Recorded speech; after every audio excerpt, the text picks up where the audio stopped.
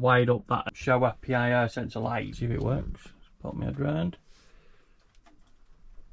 Oh, okay. Happy days. So if daughter gets a bit middle at night or misses the night off, flick about, try to find a switch and just walk straight in there and it comes on. And then it should be on a time delay. But happy days, that's on. We're getting there. One issue I've got. Now, I was going to go blinds on these windows. I really fancy the blinds, you know, like van shades type stuff. Van Concepts who do them at the minute, he's had some bad news with his daughter and that, so, you know, he's had shut down for a bit, which is fair play really, you know what I mean, family comes first and all that stuff. So, that's been put on hold, so I think there's not many people doing them. There's another company doing them, but I reached out to them, they said, yeah, we'll do it. And they just waste time, just don't even bother getting back to you. I've had a few companies like that, really, it's just been an absolute nightmare. Yeah, we'll do this, yeah, we'll do that, promises, and they just don't come through, or they just don't even answer emails or phone calls or anything. Your loss, really, you know, it's your sales. But end of the day, I think what I'm going to do now is going to go the curtain route. I didn't want to do curtains, but I think for this build bit here, because my window, because the factory fit windows these, my window, like where my shower is here now, that'll be like part of the window cut out. And normally they have like a different window where they have like a safari window here, which are quite nice, but I can't have this as an open window because my Truma boiler is going on the floor here and the vent's going to be outside, so ideally you don't want to vent outside the window. I mean, you can keep the window shut, but you know, it's one of them, innit? If my daughter comes along and she opens that window and nobody's clocked it, then it's one of them, innit? So what I'm going to do the curtain thing and then press stud this section here, and then this curtain will be closed here. So basically your curtain, you know, comes up to here and then you've got to open on that one. If I change my mind further down the line, then I'll you know, we'll put some blinds in if we get the option. Sliding door, I think I'm going to do the same with that curtains on that one, but what my plan is with that going forward is I am getting the safari window for that one. I'm going to take that window out, put the safari one in, the safari one's going to blind it, you see. So for the time being, the curtains will do well, and you know, they'll serve a purpose until I get that safari window, because I think that window's about £350. So it's, you know, it's quite a big chunk of the budget that, yeah, and I've not even bought the bloody fridge. We've got to get a fridge yet, that's got to be the Thetford 2090. I've seen a few prices, them have just rattled up as well. When I originally looked, they were like 700 odd quid, which is scandalous for a fridge. Get an American fridge freezer for that. But anyway, now they've gone up to 800 odd quid, so I should have bought it at the time, but like I said, it's camper budget fund, tight, missus, whew, she's not happy. I've got the toilet, so that's a bonus. So the toilet's going to go in when I get this frame knocked up, and then I can get this seat thing in. Mrs wants all the stuff out the house.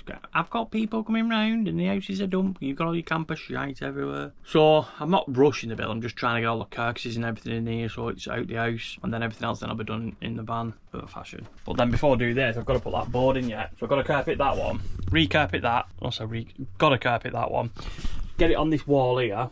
Got to cut me 240 USB plug out. That's a tumour inlet, so I've got to cut that through. There's toilet power. Get them cut through, get that carpeted, get that board on so then I can fasten it, and then that's out the way then, so then I can start building the shower. Not too sure what I'm doing about a vent yet. I'm wondering whether, depending on where my panels lies, I think one of my panels are right above this, so that's going to be a future job, that one, for getting that swapped over. We'll see, we'll see. The joys of building your own van. So that's our panelling now. 240's in now with USB.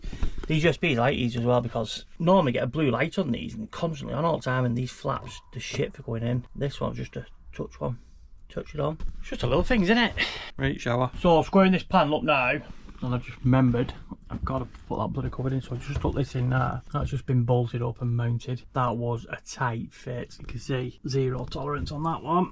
I had to literally shuffle shower a bit over just to get it in, but that's the one above the unit anyway. A little bit of a cap here, so I think I've got some plastics for that, which I might cut down. Not too sure what to do with them B pillars yet. Do we go OEM? Crack on this shower anyway. That's a little plinth at bog. I'll go on there. Toilet wire, too pissing small. You have to extend that. Dickhead. PIR lights up. When they sent me this as well, it was the wrong way around. These lamello clips, whatever they're fucking called, were actually on the top, and the light was fitted the other way around. I'm thinking, well, it makes sense. I've had to turn around because there's no way you've got your fingers up top anyway if we can put them in, so it's got to go that way. Right, got to trim this board down now because I've knocked 10mm off everything. So 10mm off them panels, 10mm off that side panel, and 10mm off that bottom one. So it's obvious the back liner panel, that's got to have 10mm off. Then we'll bond that to the back ribs of that. So hopefully it should fit in. I think it slots behind that. Right, that's that plyboard in. Just dry fitted that. I've not put any seal on anything because I'm going to be putting the curtains on tomorrow, hopefully if they turn up. So I need access to the back of that corner there. And then we're starting on the seat base on that bad boy. Right, so we're on to the seat base bit now because the shower is on hold. at the minute. Just cut 10mm off plastic out there, that's on. So now, just made this seat base up there. This is one from Evo. Well, actually, no, this one's not from Evo. I originally ordered it from Evo, but they had no stock in. So I got it from a place called Camper Van something. I'll dig it out anyway, I'll find out. I'll put it in the description for you where you can get it from. It's a 3-parter. It's simple to build that, to be fair.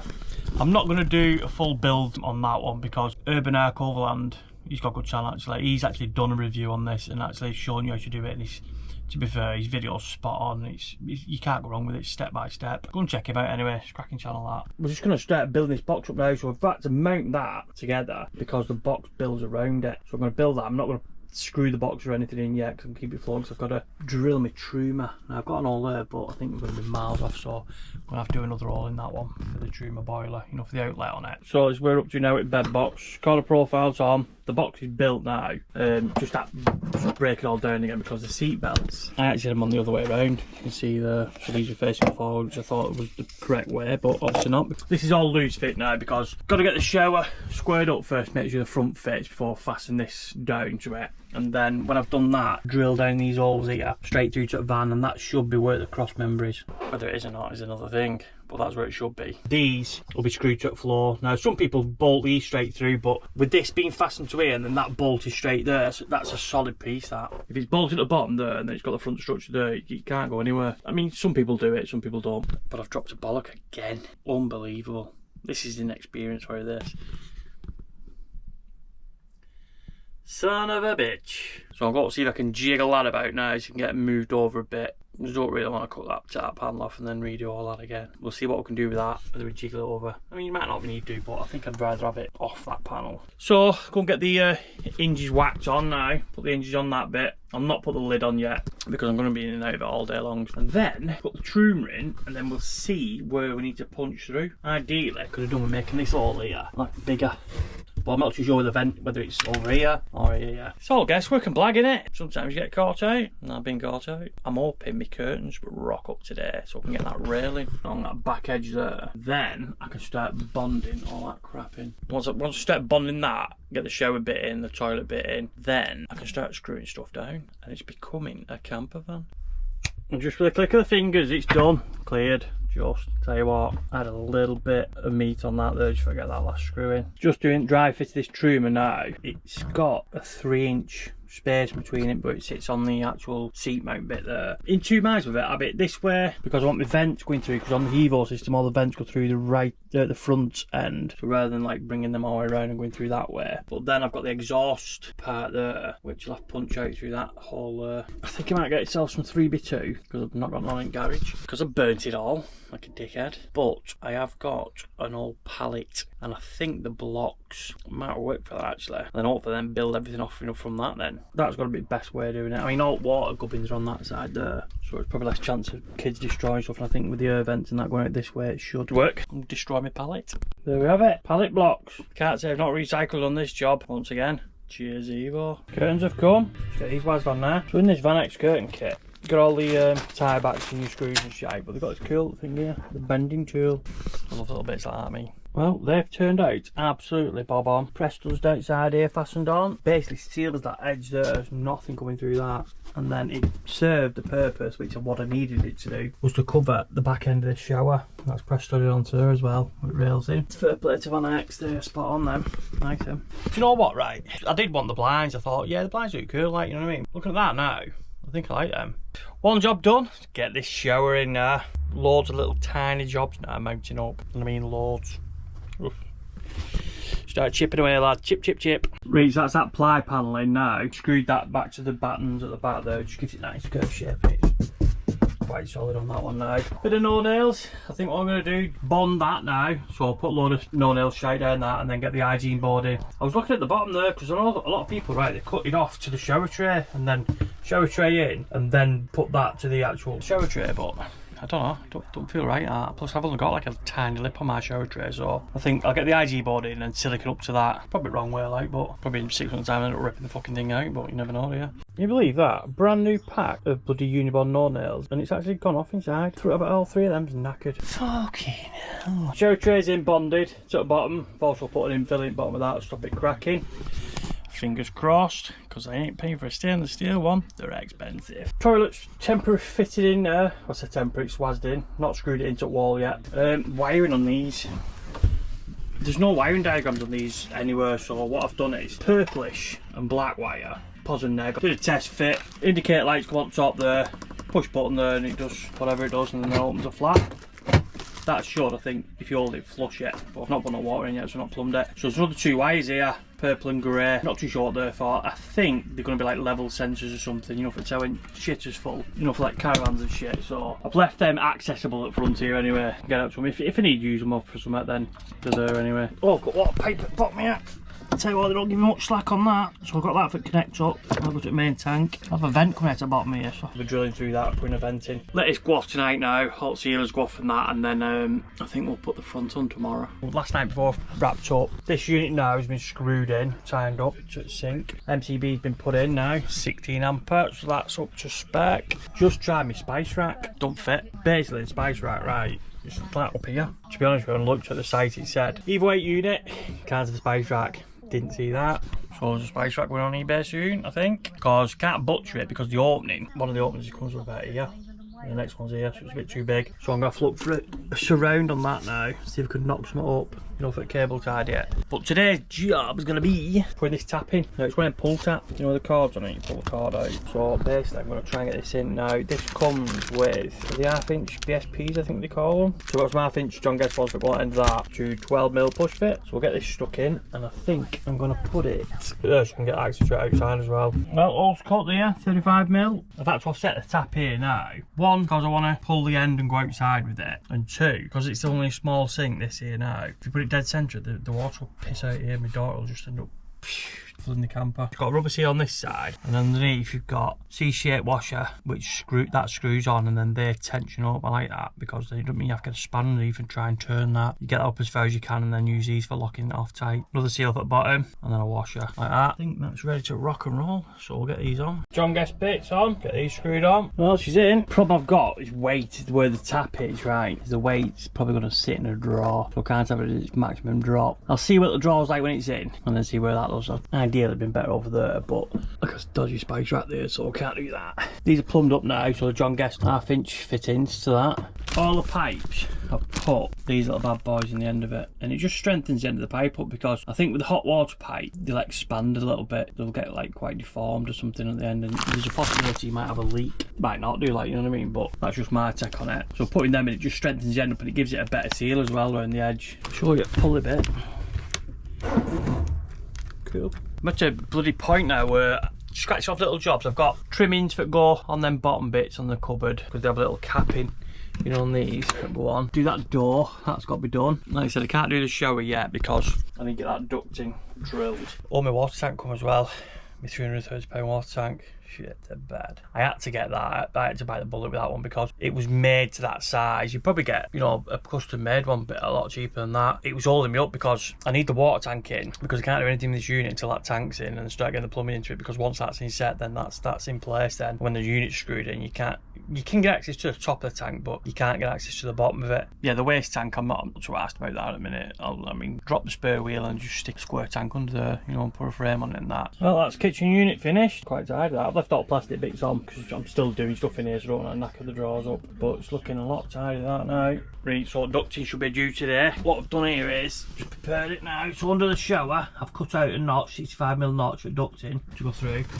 That's the same again on this unit here, so that'll go through. You'll have like a piece of ducting now from the truma, runs right under front of the shower, because that's why I can't put door on yet if I get this in, and then through this into here now. Once I've got the ducting in here now, I'll work out where I'm going to route this, whether I'm going to have a, you know, like a vent on here, so the garage bit venting in here, or do a T-piece, so one in here and then one runs back into the shower and then just pops through there somewhere. I think you've got the limiter where this unit lines up to. Not too sure what sort of cap I use on that yet, like, because you obviously don't want water going in it, but that'll act as like a bit of a drying room. Ideally could have done me going through back. That's what you get for not planning it, George. But lessons learned, you know what I mean? It's, you know, you learn from these things. I'm not pro at this, me. I mean, it's the first time I've ever done anything this big, me, on a van. Like, what a miss trying to get that in there with all the units fitted in. Let's get this bloody fascia board on. Come on, Jones, lad. See if we can get this bugger lined up. Oh, she's tight to the on the crotch. Ducting's turned up just. get in. Plan is get that through there now, get it to our little holes what we've made, and then I've just started now trimming that carpet back because that's where I need to open my vent, and then I need to check behind it, make sure is it Swiss line or swoosh line, whatever they call it, on the van outside, like an indentation. I want to make sure I'm above that, because if I go into that world of shit, try to seal that. Well, it's not, but it's not tidy, is it? Oh, stuck my door on and all. Don't know if I videoed that before. Happy days. Ran as well a spare cable through the insert box. You never know, pal. Right, ducting's in. So that should be plenty to get onto that there. And then Tech 2 on the panel. What I've had to do as well, trim down that profile of the toilet. That panel's kicking out. I'm hoping that should do it. I've also trimmed the shower tray as well, just for being that line, so it's slightly pissed out, it was a bit out squared. Just used a multi-tool on it, go along. But I'm of them things worth the weight in gold. Right, let's get his front on. Shack. It's all through there now. Doors on. Not well, got that little door yet. There's a little rubber thing which I'm not too sure which way it goes on, so we'll have to check that. Right, so we're on to Truma outlet vent. Punch through there now. Put a bit of paper and I'm going to stick a magnet on that to get a pilot all wazzed in. So my old also I used for tranny for doing the venting on that should be the same. Look at that. That is the one. Sorry, I didn't mean it your tagline then. Son of a bitch. Just drill that pilot hole through side of the van. It's pissing down again. Right, there's my shit catcher. That's Courtault's Wharf anyway, look at that. Right, she's in. Can't wait for him. Well, we dropped another bollock, didn't we, when we did this shower? Because I was doing different jobs in between bits of this and bits of that and waiting for bits to rock up. Forgot to do something. So I put the shower front on, fast about that, tried to get that squared tight, and it was a good fit. And then I went to bed that night, I thought, oh, what I've got to do tomorrow, like you do, running shit through your head and all that stuff. Fucking water pipes. I was like, no! Didn't run me hot and cold water pipes through it, did I? Never connected the toilet up, so the toilet pipe weren't connected. I was like, oh, I'm gonna have to take all the front of that off now and redo that. We ended up using the van. Well, we didn't use the van. I had to get it roadworthy, so I'll get everything screwed down into it because we was going away that weekend. It was a good trial run really to see what units played up and what was rattling and what didn't. And the only issue I had, my kitchen. It was making a rattling noise now. I think I need to adjust some of these drawers, because I'm not too sure if it's some of the drawers what's rattling on it. It was a bad rattle, but everything else was quite solid. I was quite surprised really. And the bed bit as well didn't rattle. To be fair, trial run worked out spot on. Oh, one more issue as well. My DC to DC charger. As you see on the left hand side there, there's a little red wire running out the remote connect. And because you have issues with smart alternators and stuff like that, quite a few of the forums I've been on and said, like, you know, run a 12 volt cable from that, and it's got to go to an ignition live. Now, if you've probably watched some of my previous videos, I think I might have touched on that, where I ran that cable through. Anyway, I finally fit the cable. When I pulled the fuses out and I put this one in to test it, I forgot to put one of the fuses back in.